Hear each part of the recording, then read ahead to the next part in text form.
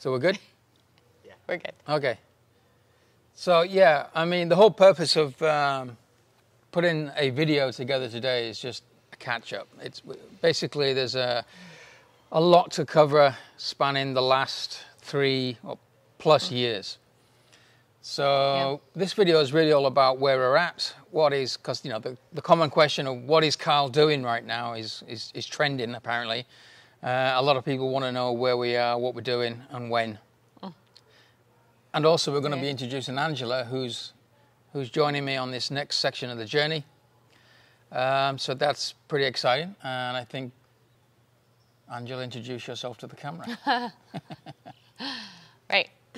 So I'm Angela, and in 2014, I set out to walk westish around the world, similar in the sense the same direction as Carl, but very different than Carl.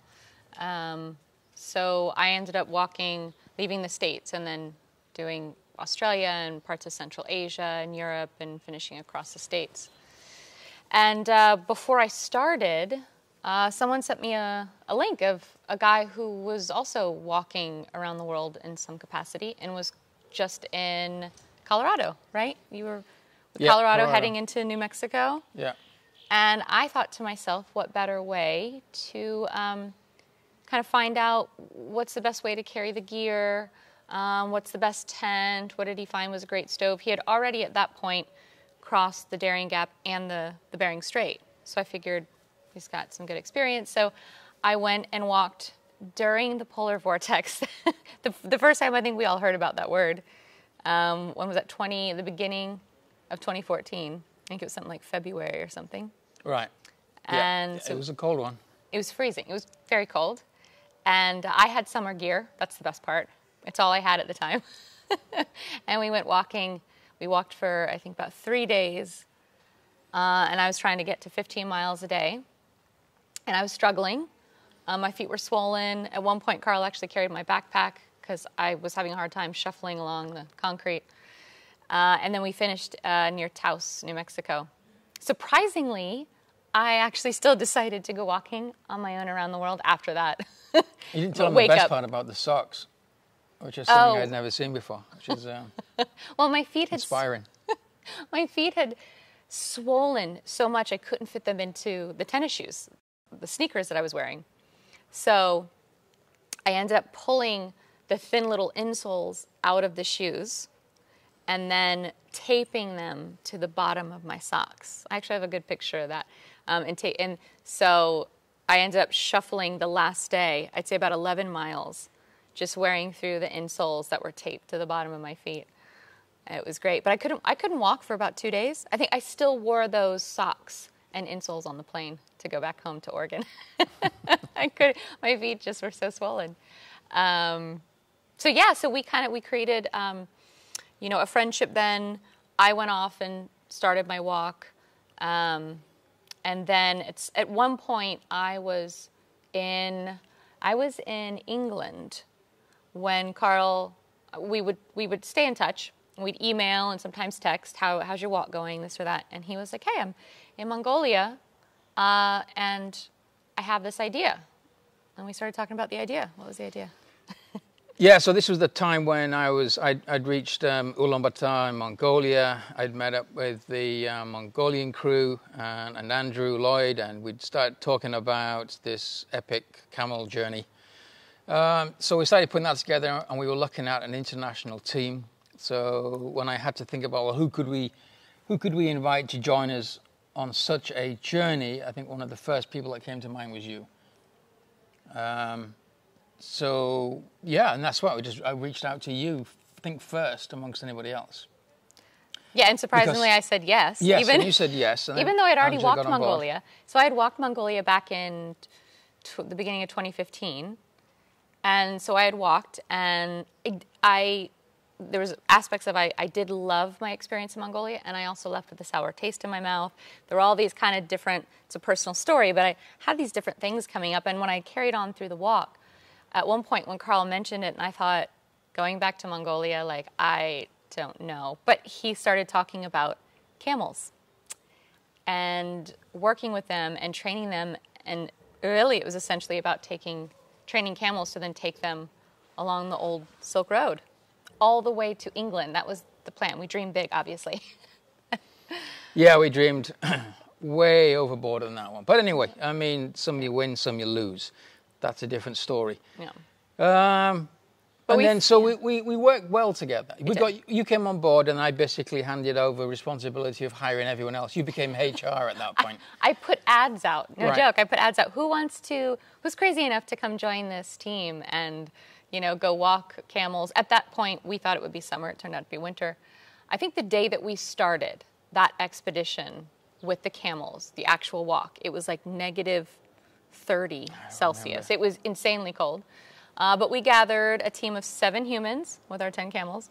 But Carl and I did find that we worked well together. And for me, at least personally, what that meant was, even though he had a decade more experience on the road than I did, he was always open to actually, my input or my, what I thought about things. He was very much a good team leader.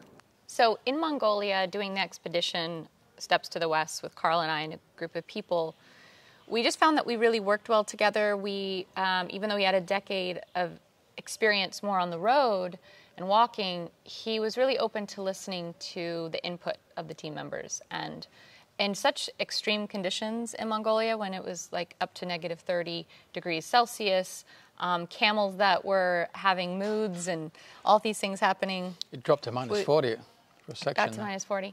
It's dangerous situations. And so to have people who work well together is something that's unique. And so... And we work so well together, a team. Yeah, we did as a team. We actually did, even though things crumbled in the end. We gave it a go. More human problems than, camel issues. Yeah. But we did actually, as a team, we did. We had a lot of meetings and we communicated well. And so, when Steps to the West ended, at least, when I left, and then Carl carried on with his walk. So basically, Carl and I just kept staying in touch. And when I finished my walk, I was dreaming about getting back and doing another adventure. So we started talking about me joining the parts of the countries he had left, which was great for me too, because some of those countries I had walked, but a lot of them I hadn't. So I was looking forward to doing that. And based on the fact that we'd worked so well together on the camel journey, so we had a pretty good understanding of each other at that point. I think that was the crucial element to decided that this would be possible. Yeah. For us to work together again under some pretty taxing circumstances. So I mean, this one's not going to be easy by any means. Because it was just a walk. Let's just walk, right? Yeah, and I think I was confident enough that we could pull it off together. So I think, it would have been difficult to do with anybody else. So yeah, based on all of that, our history, it was probably a no-brainer. So yeah, so let's just briefly catch up as to where I was while all this was happening, while you were out on your walk. So after you left me in Mongolia, we continued, finished Mongolia eventually, and then crossed into northwest China, down through China, then into Kazakhstan, from Kazakhstan into Uzbekistan, and then eventually we were lucky enough to get a 30-day visa through Turkmenistan and ended up on the border with Iran. Now at the time, there were some serious problems geopolitically. There was some skirmishes between Iran and Saudi Arabia. There's some oil refineries attacked, and there was a lot of tension between the US and Iran. And it's difficult for someone with a British passport to get into Iran anyway. We expected these problems ahead of time, but once I hit the border with Iran, my visa for Turkmenistan was just about over. We had like 2 days left or something, so I had to skedaddle. We couldn't hang around in Turkmenistan, so my minders, those are the people who escorted me 24 hours a day, every day while I was in Turkmenistan, quickly hustled me to an airport, put me on a plane. I joined the guys in LA, where we would sit down and have some serious discussions on how the hell we were going to get across Iran. Personally, I was very excited about Iran, really wanted to do Iran, and so I was willing to put the time in there. So we focused on Iran, and as we were working the problem, this was now, I think, September 2019. So the situation between Iran and the US kind of escalated, and things weren't looking great. So we were looking at some delays, and we were watching the situation carefully. And then the next thing you know, before Christmas 2019, the US dropped a hellfire on General Soleimani, and by this stage, we had found a contact that the kind of contact we were looking for in Iran, someone who could help us with the visas and put together a team, because to get through Iran, again, I would need a permanent escort 24 hours a day. So this was going to be very expensive. It was going to be quite a rigmarole to put all this together. We found the right guy. The US took out Soleimani, and then sure enough, everything just went to rats. My contact couldn't talk to us anymore. We lost communication. So post Christmas 2019, we found ourselves in a worsening situation. When we realized this was going to take longer than we expected, what we did then is we put me in Mexico. So we have a small town in Mexico where we are right now. And this is our, if you like, fallback position for when things aren't quite going our way. It's just one direct flight from Los Angeles. It's cheap to keep me here, damn sight cheaper than keeping me in Los Angeles. So that's why I always end up coming back here, because it's just very, very convenient. And you can't complain about the weather. Just a little slice of it's paradise. a damn sight easy to survive with very little money in a place like this. So it all works. Yeah. So I arrive here, and then we're watching the situation very carefully. Things don't really improve until a couple of months later, and then eventually we make contact with this guy that we're talking to in Iran, who actually works at an embassy in Kazakhstan. So we re-engage. We're starting the conversation again. We're talking about how much we're going to pay them. We're talking about the logistics, the details. Things are looking great. It's now March 2020. The rest of the world is starting to struggle. And unfortunately, Iran is one of the first countries to get knocked sideways by COVID outside of China. So it's an immediate impact. So by March, it's quite clear that we're in a totally different situation. And Iran literally gets taken off the table. And then very quickly, Turkmenistan locks down, and it's never opened. So we have never been able to get back to Turkmenistan. All my equipment was based in Turkmenistan as well, in one of the backyards of one of the guys who was escorting us between the goat pen and the chicken coop. All my stuff was stacked there, expecting to be there for a couple of months, and ended up being there for years. So it's been very difficult, and we've been basically faced with, first of all, we had this situation in Iran, and we kept pursuing Iran. You know, in the early days of COVID, everyone is like, what are we looking at? 2 months, 3 months, 4 months? So at this point, it's really clear that Iran probably wasn't going to happen. We had absolutely no idea how long this was going to take at this point. So we started rethinking the game, and I'm stuck in Malarkey, Mexico now for we do not know how long. And then, of course, quickly afterwards came the variations of COVID. So we had the Omicron and the Delta.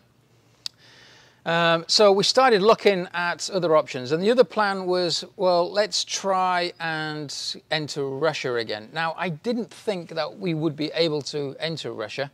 On my previous experiences in Russia, after leaving Russia, I didn't think we'd ever get back in.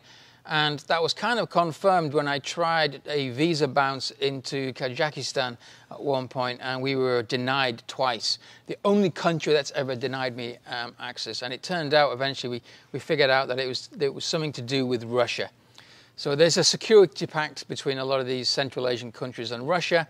So I was in the system, so to speak. And for that reason, Kazakhstan wouldn't let me in. If they won't, will Russia? Probably not.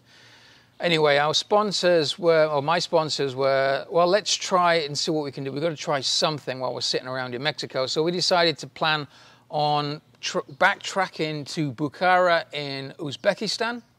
I would lose 700 miles thereabouts, real shame. But then we would go north back into Kazakhstan and then eventually north of the Caspian Sea and try and see if we could get into Russia. If we could, then we would continue down through the Caucasus, over the mountains into Georgia, taking back.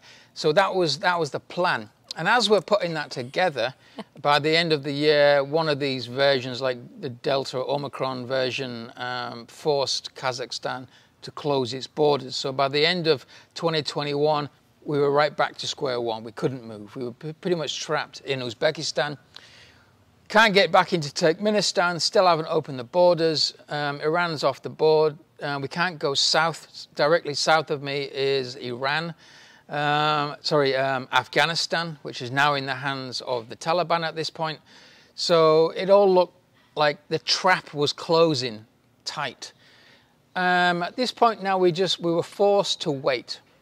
So we were waiting on Kazakhstan. Kazakhstan eventually told us that they would reopen at the beginning of 2022.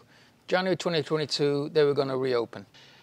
Come February 2022, Russia, well, everyone knows what happens with Ukraine.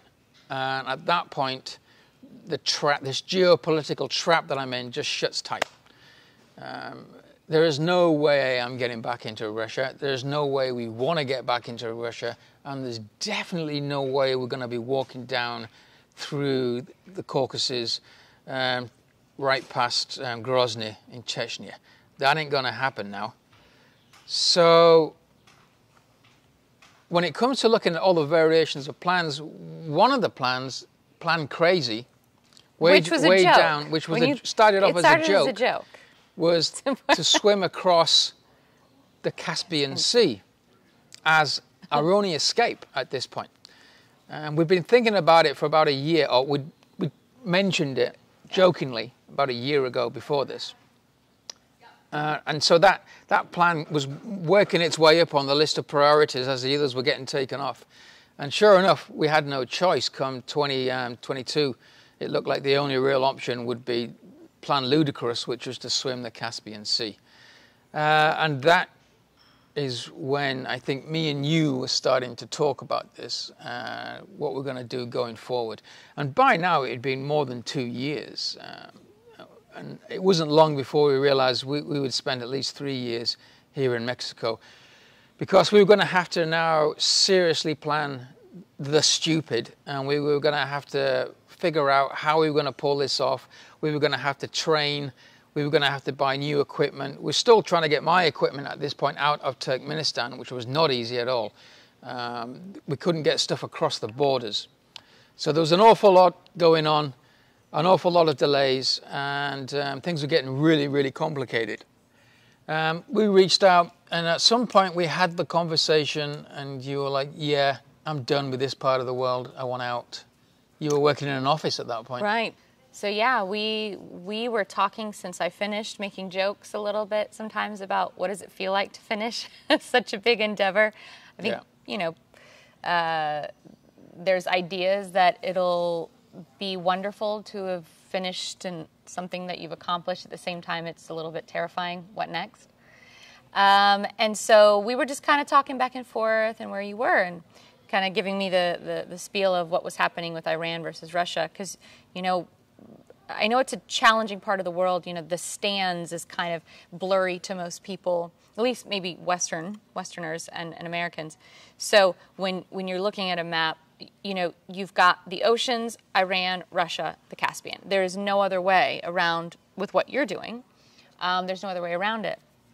And so, when we knew that Russia was not an option and Iran, we were kind of even making jokes that it would be another 20 years before you can get back on the road. And so we started joking about, well, we could just swim across the Caspian. It's just a small little, it's the largest inland body of water on the planet, but it's still, I was like, why not? So it was just crazy enough for me to be, to come on board and be like, yeah, let's give this a go. I'm really looking forward to Uzbekistan and Kazakhstan because I didn't walk those countries. But we've got a long way to go before we get to the Caspian. We've got 1,000 miles of pretty harsh desert, arid lands to get through. Enter the Kizilkum. So the Kizilkum coming up through Uzbekistan, and then we switch into the I'm going to slaughter the name of it, is the Magadstan area of Kazakhstan before we get to the coast. But these are some incredibly impressive desert areas with some pretty amazing terrain. So there's going to be some real sights to see in that one, but it's also a lot of time in a lot of desert. But we've got to get that covered first before we even get to the Caspian. Now, when we say swim, what normally conjures to one's imagination is something akin to Michael Phelps, a pair of Speedos, cap, goggles, and you're just freestyling it. That's not how we're going to do this. We're trying to do things, or we're trying to do things that athletes do, but we're not athletes. We're not athletes. So we've got to figure out. So for me, it's not so much a swim as a water obstacle crossing, which is a different way of looking at it. And that's pretty much how we've dealt with all the water obstacles that we've come across throughout this journey, the rivers and the Bering Strait. It's how can we do this? What is the easiest way to do this? What is the best possibility of success for non-athletes to achieve something ludicrous like this? So the water obstacle crossing of the Caspian is about 259 kilometers. Now, if we can do between 8 to 10 kilometers, then that's 30 to 25 days. So we're talking about a seriously long-term endeavor. And there's going to be a lot of logistics. Now, obviously, you know, you're going to need some kind of support vessel. You're going to need crews. You got to think about the food and the fuel, and then you got to think about all the legalities about exiting countries without a port of entry exit, and entering a country without being able to arrive at a port of entry. Maybe we could, maybe we can't. We can't count on that. So there's an awful lot going on behind the scenes right now while we try and figure this out. We've got to swim basically the narrowest part, which is, when I say swim, the narrowest part of the Caspian Sea between Kazakhstan, right down close to the border with Turkmenistan, across to Baku in Azerbaijan.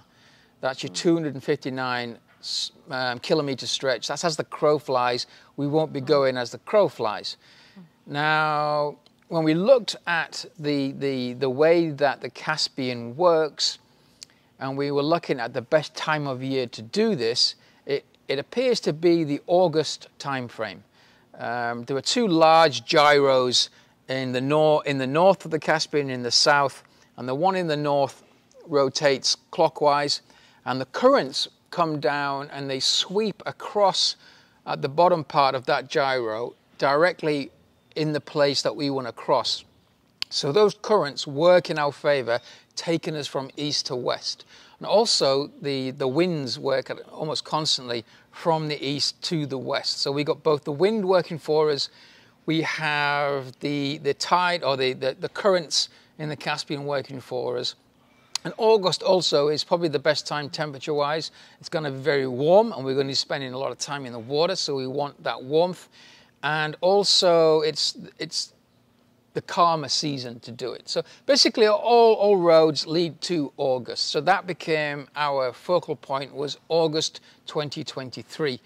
So if we're looking at hitting the Caspian August, giving ourselves the time that we need, we're looking at leaving no later than the beginning of April, early March if we can. So we're planned to leave here early March to go back to Turkmenistan, so to Uzbekistan. We're going to administrate in Tashkent first for a little while we get everything together. I still have to recover my equipment, and we're still not sure if it's going to make it to Uzbekistan yet. Apparently it's in transit. No word on that, and that's everything I own, so that could be an issue. So we could arrive in Tashkent, Uzbekistan, and not have anything. So we're watching that closely.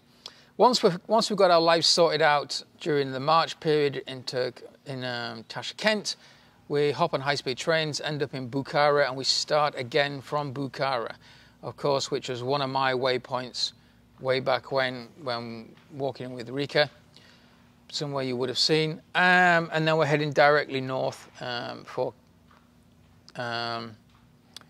all these names, all these stands for Turkmenistan. Nope, for Kazakhstan. Mm-hmm. One of the stands. Kazakhstan. Even I get confused still with all these words.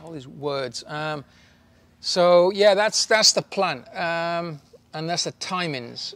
And I think it should take us, like we say, about a month of swimming to get across our water obstacle and arrive in Azerbaijan, Baku. And from Baku, we push out back into Georgia, and then down into Turkey, and then Europe.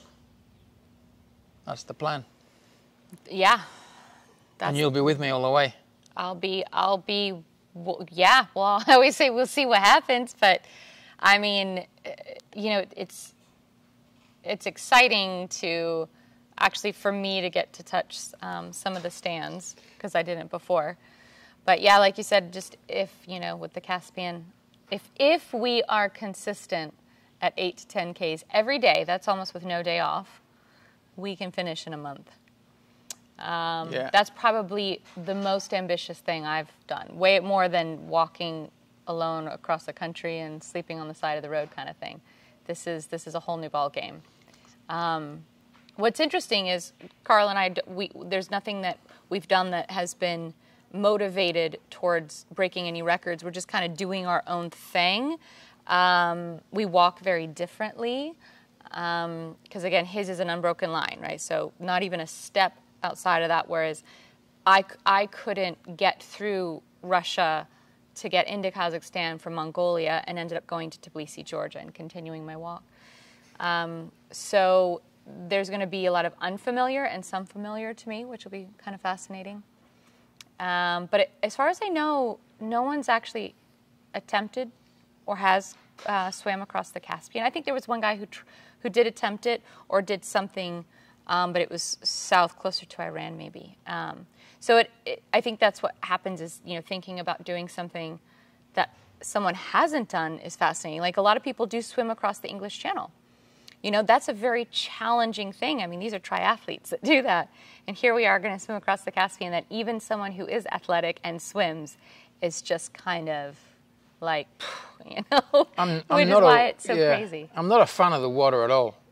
We live next door to the beach. The beach is literally about 120 yards in that direction right now. And I just never go there. I'm not a water sports kind of guy. I don't swim. So I'd rather not do this, to be honest. But we're spending a lot of time in the water now. And we're going to talk about this in a later video. We'll drill down into some of the details. But you'll see we're testing a lot of equipment and trying to figure out what is the easiest way to spend 6.5 hours to 7 hours, maybe even 8 hours a day in the water right now. And that's quite taxing. It is. So we've got a routine going whereby it's not, we can do it at the least energy expenditure. So it's not physically demanding, right, but I think mentally it can be quite challenging to spend that long in the water all day, every day. And especially salt water. And salt water has its issues too. Let's tell them just very briefly, like when we say swim, again, this is not, you know, like we're not doing butterfly or the crawl. Yeah. We're aiming to be on our backs, so it is the most efficient way to do it. The easiest way to do it. Which is, flotation vest with some foam, fins. We even have little kind of webbed paddles that go on our hands to just help get a little bit more distance. Yeah, they're actually training for swimming. These hand paddles. We find them very useful. So again, we'll talk more about what we're doing in the sea in a later video. But I think that's pretty much us caught up. What else is there Yeah. we can talk about at this point? I think you understand where we're at, what we're doing, Yeah. the timing's involved. Oh, I know. The other thing I want to say is, here's the other kind of interesting part for me is, other than the swim, because that's going to be something very focused that we need to really just hone in on, is we're inviting people to come join us. Like, Yeah. I mean, how many times have we met people who are like, oh, I'd love to come meet you on the road. I wish I could do something like that. So we thought, why not have it be where people who want to be a part of this and walk a part of the world with, this exhibition. This is all her idea. I cannot be held responsible for any of this. I know. Well, it's interesting because I know what it was like to have joined him, and I had people on the road join me as well. You've had friends and people join along the way. There's challenges to it, personality-wise, also depending on weather and all of that. Had a gut full of that. I know I had my mom join me for a long period of time across the states, actually. And so, just giving that, option, if there's anyone who's kind of crazy and curious enough to come walk for a week or something at any part of this journey, we dare you to come join and walk. Just bring a backpack, bring your tent, And a sense of humor. And you got to have a sense of humor, yeah.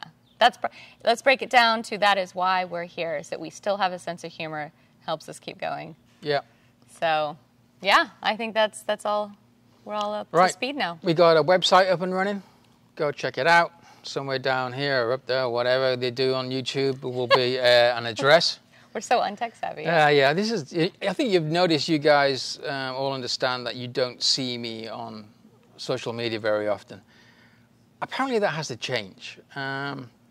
So I've been put under duress, a lot of pressure, and we're going to get into the social media scene a lot more from now on. So you're going to be seeing more of us, probably a few more videos every week or every other week or something, and we're going to try and keep this going while we're on the ground. Yeah. So you guys can follow us. If you don't come walk with us, then it's going to get pretty interesting, I think. Yeah. So if you don't walk with us, you can at least follow. We'll take you on the journey. We'll try to be better at actually sharing the journey as we go through social media and videos. So we'll see you guys soon. We're good.